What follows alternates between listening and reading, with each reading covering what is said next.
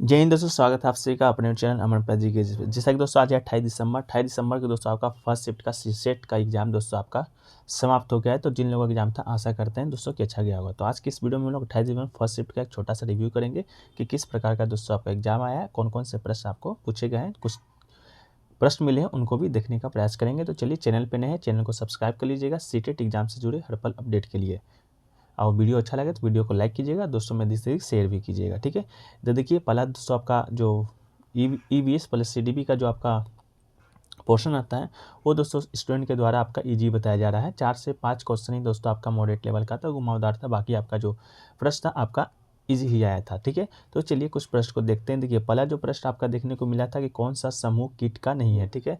आपके पास 4 ऑप्शन दिया गया था, ततैया, चिट्टी, मकड़ी और मधुमक्खी, ठीक है। ये 4 ऑप्शन आपके पास दिया गया था, जिसमें दोस्तों आपका राइट आंसर मकड़ी हो जाएगा। मकड़ी आपका इसका राइट आंसर हो जाएगा। मकड़ी है जो कि समूह कीट का आपका नहीं है, ठीक है। तो आपका मकड़ी राइट आंसर हो जाएगा। एक क्वेश्चन देखिए पूछा गया था दोस्तों आपका कि नेशनल पार्क को मैचिंग करने के लिए आपको आया था। 4 नेशनल पार्क आपका दिया गया था, जो पहला आपका जिम कॉर्बेट है, दूसरा आपका दोस्तों आपका काजीरंगा दिया गया था, काजीरंगा नेशनल पार्क, तीसरा आपका रणथंभौर नेशनल पार्क और चौथा आपका गिर नेशनल पार्क आपको दिया गया था। तो जिम कॉर्बेट दोस्तों आपको मालूम होगा कहाँ पर है, तो ये उत्तराखंड में है। इसके बाद दोस्तों काजीरंगा आपको मालूम होगा कहाँ, ये आपका असम में पड़ जाता है। इसके अलावा रणथंभौर दोस्तों आपका राजस्थान में पड़ जाता है, र से रणथंभौर और र से राजस्थान। इसके अलावा दोस्तों गिर जो नेशनल पार्क है वो दोस्तों आपका ग से गिर और ग से गुजरात, ये दोस्तों आपका गुजरात में पड़ जाता है, ठीक है। तो रणथंभौर आपका राजस्थान, आपका गुजरात और काजीरंगा असम और जिम कॉर्बेट आपका उत्तराखंड में पड़ जाता है।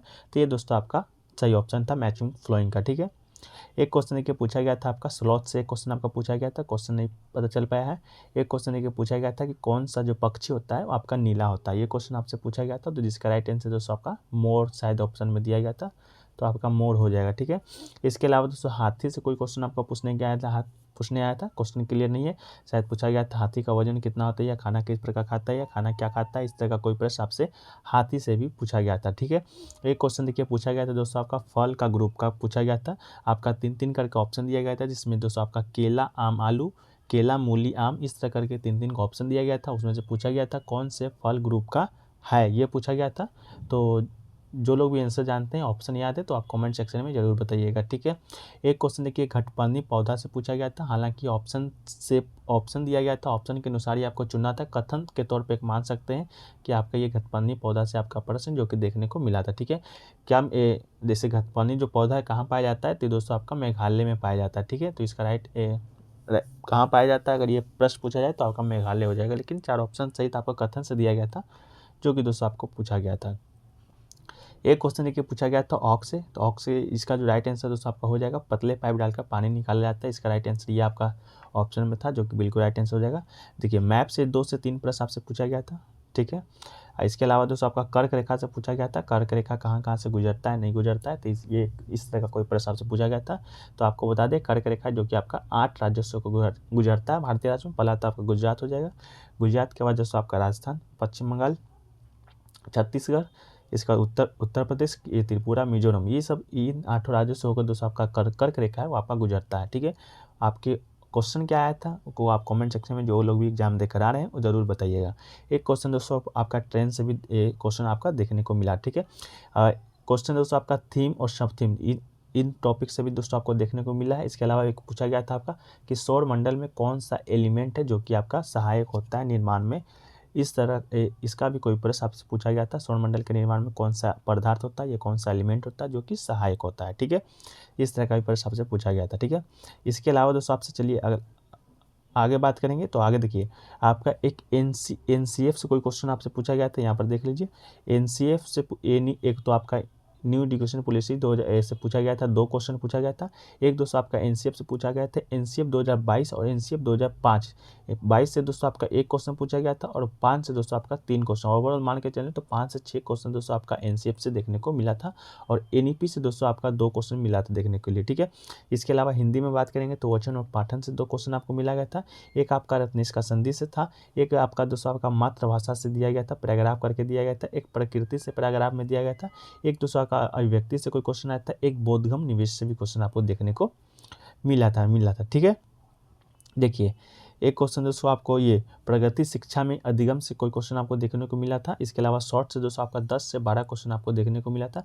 एक आपका NEP 2022 में किस प्रकार की कक्षा है जो कि आपका किया जाता है। NEP से आपको ये प्रश्न देखने को मिला था। एक क्वेश्चन देखिए पूछा गया था कि पढ़ाने से पहले शिक्षक को क्या महत्वपूर्ण कोई कार्य करना चाहिए। तो पढ़ाने से पहले शिक्षक को दोस्तों आपका स्टूडेंट के जो विकास है उसकी जानकारी लेना चाहिए। एक क्वेश्चन आपका गुड बॉय एक गुड गर्ल से भी देखने को आपको मिला था।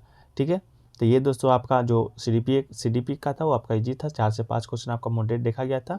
तो ये आपका ओवरऑल जो आपका रिव्यू रहा ये दोस्तों आपको हमने दिया। इसके अलावा दोस्तों देखिए पूछा गया था LED का फुल फॉर्म शायद आपसे पूछा गया था। तो लाइट इमिटिंग डायोड, ये दोस्तों आपका LED का फुल फॉर्म हो जाएगा। तो आपका ये बिल्कुल सही हो जाएगा। एक क्वेश्चन देखिए पूछा गया था लेड बाय नोएम चॉम्स्की से कोई क्वेश्चन आपको देखने को मिला था। तो the language acquisition device LAD is a claim for language acquisition research propose by the Noam Chomsky in 1960। ठीक है, तो कब ये प्रपोज किया गया था। तो नॉम चॉम्स्की के द्वारा 1960 में आपको प्रपोज किया गया था। इसके अलावा दोस्तों आप देखिए पूछा गया था अधिगम का शाब्दिक अर्थ पूछा गया था आपसे। तो अधिगम का जो शाब्दिक अर्थ होता है सीखना या अधिगम। ये सीखना दोस्तों आपका अधिगम का शाब्दिक अर्थ होता है एक व्यापक सतत और जीवन प्रांत चलने वाली महत्वपूर्ण प्रक्रिया है। मनुष्य जन्म के उपरांत ही सीखना प्रारंभ कर देता है और जीवन भर कुछ न कुछ सीखते रहता है। धीरे धीरे वो अपने को वातावरण में सम्मिलित कर लेता है। ये दोस्तों आपका अधिगम का मतलब था। एक क्वेश्चन आपको बता दिए कि सौरमंडल के निर्माण में कौन सा पदार्थ आपको ये जरूरी होता है। ये भी क्वेश्चन आपसे पूछा गया था। तो देखिए सौरमंडल में सूर्य खगोलीय अवस्था सम्मिलित होती है जो कि इस मंडल में एक दूसरे से गुरुत्वाकर्षण बल द्वारा बंधे हैं। किसी तारे के इर्द गिर्द परिक्रमा करते हुए इन खगोलीय वस्तुओं के समूह को गौरीय मंडल कहा जाता है जो अन्य तारे ना हो। ठीक है, तो ये आपसे पूछा गया था आपका पदार्थ का नाम पूछा गया था। तो उसको आप कमेंट सेक्शन में जरूर बता दीजिएगा कि कौन सा पदार्थ आपका सही आंसर था। ठीक है, इसके अलावा पूछा गया था दोस्तों कि कौन सी जो फूल है जो कि औषधि में काम आती है। तो देखिए आपको बता देंगे जो कुंभी फूल है या गुलाब और केसर का फूल होता है वो औषधि प्रयोजन के लिए इस्तेमाल किया जाता है। तो इनमें से कोई एक ऑप्शन आपको दिया गया होगा जो कि राइट होगा। एक क्वेश्चन है कि पूछा गया था कि कौन सा जो फल है जो कि फल है सब्जी दोनों में काम आता है। तो देखिए कटहल है जो कि आपका राइट आंसर हो जाएगा। दक्षिण भारत के पश्चिमी घाट और मलेशिया के वर्षावन के बीच के क्षेत्रों में आपका ये पाया जाता है। तो आपका ये राइट आंसर हो जाएगा कटहल। ठीक है, जो सब्जी की तरह भी इस्तेमाल किया जाता है और फल की तरह भी इस्तेमाल किया जाता है। एक दोस्तों आपका कॉलबर्ग से कोई क्वेश्चन देखने को मिला था।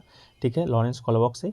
तो ये देखिए लॉरेंस कॉलबर्ग के नैतिक विकास के 6 चरण होते हैं जिसे आसानी से पहचाना जा सकता है। तो बताइएगा कि आपको प्रश्न पूछा गया था।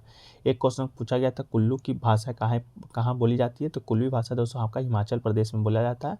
तो ये आपका हिमाचल प्रदेश इसका राइट आंसर दोस्तों आपका हो जाएगा। ठीक है, इसके अलावा दोस्तों देखिए NEP से तो आपको बता दिए, NCF से आपको बता दिए। एक देखिए पूछा गया था कि झारखंड को क्या कहते हैं। तो विभिन्न इंडो आर्यन भाषा में झार शब्द का अर्थ होता है जंगल, खंड का अर्थ होता है भूमि। इस प्रकार झारखंड का अर्थ वन भूमि होता है। देखिए क्वेश्चन क्या आया था। एक क्वेश्चन पूछा गया था कौन सा जो पक्षी सिर को 360 डिग्री आपको घुमा सकता है। तो ये भी प्रश्न आपको देखने को मिला था। तो इसका आंसर आप कमेंट सेक्शन में बताइएगा। एक क्वेश्चन देखिए पूछा गया था कम्युनिकेशन स्किल को कैसे इंप्रूव किया जा सकता है या कैसे इम्प्रूव कर सकते हैं। तो पहला तो आपका बॉडी लैंग्वेज को सही रखना होगा। दूसरा आपका जो बात है वो ध्यान से सुनना होगा आपका। फिर ये व्यक्ति को समझना होगा, सही शब्दों का प्रयोग करना होगा, रोज आपको इसका प्रैक्टिस करना होगा। तो ये दोस्तों आपका ओवरऑल कुछ आपका पॉइंट्स है जो कि कम्युनिकेशन स्किल को इम्प्रूव करने में सहायक होता है। तो ये दोस्तों आपका 28 दिसंबर फर्स्ट शिफ्ट का ओवरऑल जो आपका कुछ जो रिव्यू है मैंने आपको देने का प्रयास करा। अच्छा लगा हो तो वीडियो को लाइक कर दीजिएगा, दोस्तों में शेयर कीजिएगा। चैनल पर अगर आप नए होंगे तो CTET एग्जाम के हर पल अपडेट के लिए आप हमारे चैनल को सब्सक्राइब जरूर कर लीजिएगा। चलिए मिलते हैं इस प्रकार के एक और वीडियो में। जब तक के लिए जय हिंद, जय भारत।